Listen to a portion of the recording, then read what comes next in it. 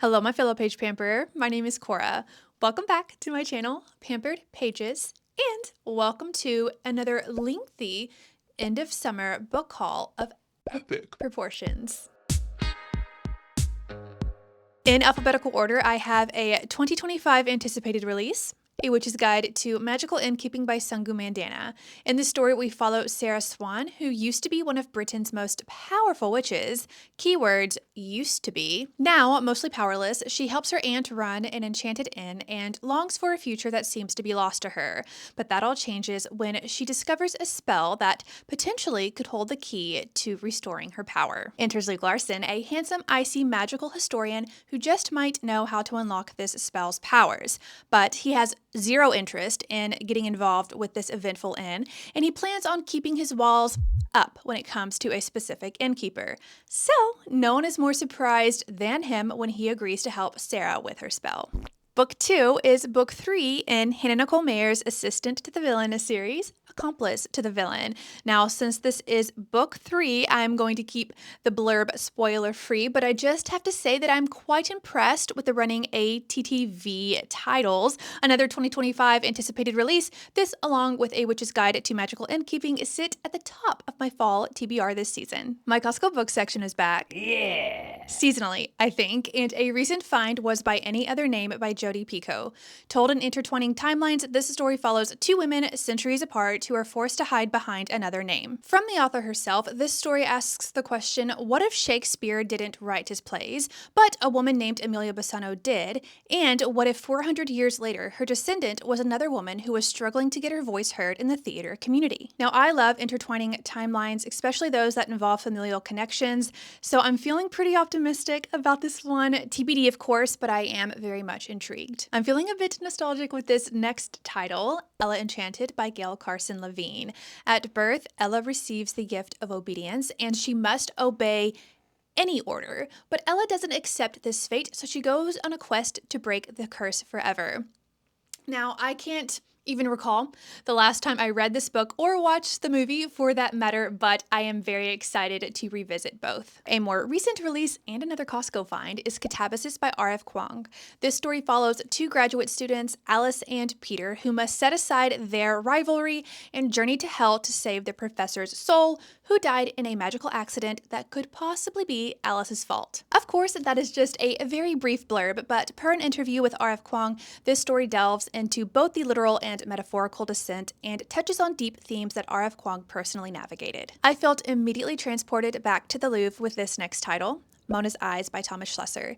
52 is an important number in this novel, for it is the amount of weeks 10-year-old Mona has left to commit to memory all that is beautiful before she loses her eyesight forever. Every Wednesday, Mona's beloved grandfather picks her up after school and takes her to see a great work of art. Together, they visit Paris's museums in what is said to be a heartfelt, enlightening journey across 5 centuries of Western art history. As I'm filming this, I am wrapping up my final summer reads, and One Golden Summer by Carly Fortune is one of my lasts. Per the blurb, in this story we follow Alice, a photographer who is able to capture the shine of humanity behind her lens. However, she's itching for something more, and when her grandmother falls and breaks her hip, Carly comes up with a plan for them both. They'll go back to the lake, a place where her grandmother says good things happen. But as they settle in, their peace is disturbed by a familiar yellow boat driven by a man who is able to see Alice the way she sees others. ...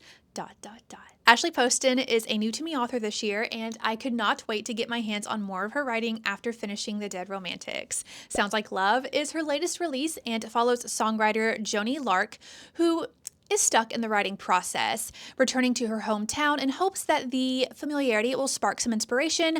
What she's greeted by is a lot of change, which doesn't seem to help in the slightest. That is, until she hears a melody in her head, lyricless and half-formed, complete with an alluring and addictive voice to go with it. Is this man a figment of Joni's imagination? Turns out no, because soon enough, this very real individual shows up in Joni's hometown, a bit more gruff on the outside, but he has a plan. Together, they will finish the song haunting them both, break their connection, and hopefully don't risk their hearts in the process. Sign me up. If my love for The Dead Romantics didn't have me sprinting to absorb more of Ashley Poston's writing, then the quotes I have seen for this book sealed the deal. Another new to me author I am prioritizing reading more from in these final months of 2025 is Sarah Penner, and The Amalfi Curse is another book sitting at the top of my fall reading list. In this story, we follow Haven, a nautical archaeologist who has come to Positano to investigate mysterious shipwrecks along the Amalfi coast. But she is hoping to find a bit more than old artifacts beneath the waves. In fact, she is hoping to locate a trove of priceless gemstones her late father spotted on his final dive. But once Haven gets there, strange things start happening.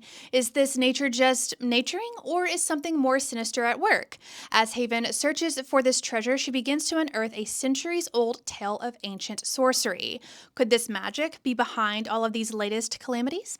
Strap me up in scuba gear and call me Aquamarine, because I am completely planning on immersing myself in this story. The Midnight Library by Matt Haig inspired me to pick up this next book, The Girl I Was by Geneva Rose. Alexis Spencer is our MC in this story, and she likes to use inspirational quotes to rationalize her failures and shortcomings. Her friends are a distant memory, and her college debt is towering, but whatever will be, will be. However, when Alexis loses both her job and relationship all on the same day, there doesn't seem to be a quote strong enough to help her cope. So she finds a bottle of vodka and ends up blacking out. And when she wakes up, she finds herself not at home. In fact, she's not even in the same city or year. It's 2002, and Alexis is back in her college town. Convinced this is her chance to do things over, she heads to her dorm to track down her younger self in hopes that maybe, just maybe, by working together, they can change their life for the better. You've heard me swoon, maybe, over The Lost Apothecary, and also how I've added The Amalfi Curse to my fall reading TBR, but did you know that I also picked up The London Seance Society by Sarah Penner? No? Well, now you do.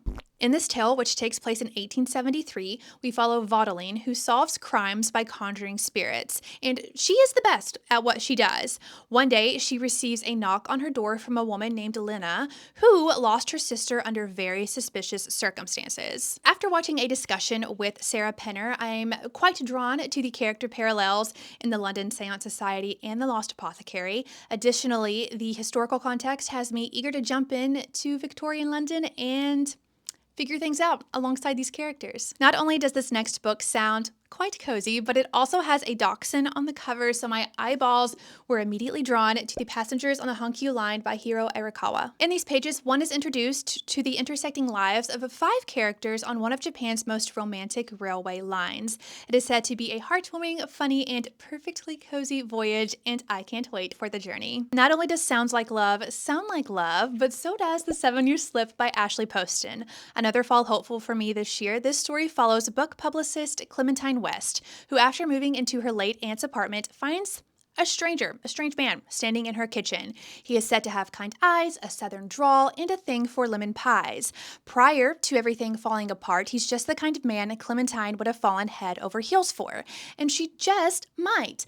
But there's a bit of an issue, because this man exists 7 years in the past. Now, Clementine's aunt always said love is never a matter of time, but of timing. But is Clementine 7 years too late? Now, my gut is telling me that I'm going to love this one, and I can't wait to see if it's right. Finally, I have a 3-for-1. This Summer I Turned Pretty trilogy by Jenny Han.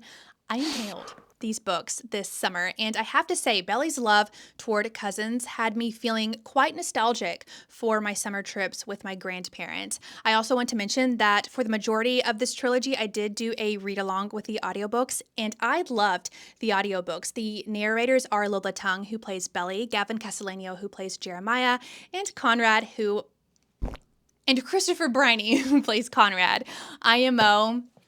This summer season was the perfect time for me to read this trilogy, and I had quite the beach ball. It has been quite the bookish summer with many loved stories and sunsets. I'm also feeling quite hopeful this fall season with many of these stories sitting at the top or near the top of my TBR as I ring in autumn. I'd love to know if any of these books are on your TBR as well. As always, thank you so much for watching. I hope each of you have a beautiful day, and I look forward to hopefully seeing you soonish. Bye!